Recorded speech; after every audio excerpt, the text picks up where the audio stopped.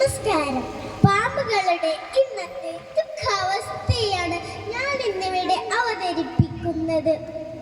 മൺപുറ്റിൽ നിന്നും പുറത്തിറങ്ങി തലയൊന്നുയർത്തി ഗമയിൽ തന്നെ ചുറ്റിലും കാതോർത്തു മെല്ലെ നീങ്ങി.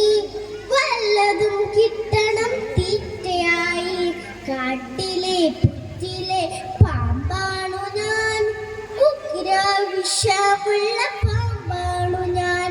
വെള്ളി വരെയുള്ള പാമ്പാണു ഞാൻ. സ്വർണ്ണക്കുറിയിട്ട പാമ്പാണു ഞാൻ.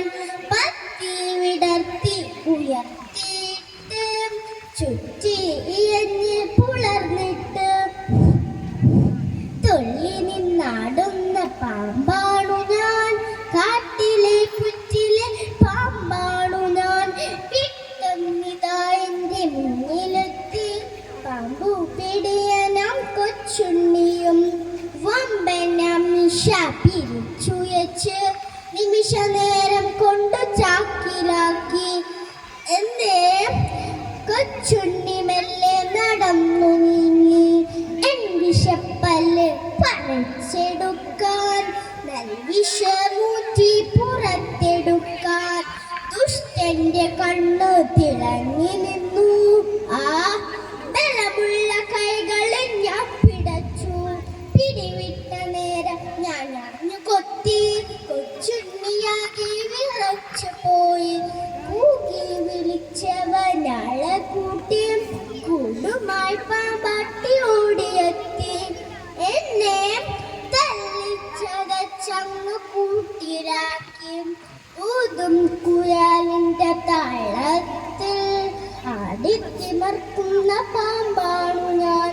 ഇന്ന് ആട്ടം കഴിഞ്ഞതിന് ശേഷമേ കൂട്ടിൽ കയറുന്ന പാമ്പാണു ഞാൻ. കൂട്ടിൽ കയറി ഇരുന്നിട്ട് ചൂടിൽ തളരുന്ന പാമ്പാണു ഞാൻ. പത്തി വിടർത്തുന്ന ഭാഗങ്ങളെ ദൈവമായി കണ്ടവരത്ര നിങ്ങൾ.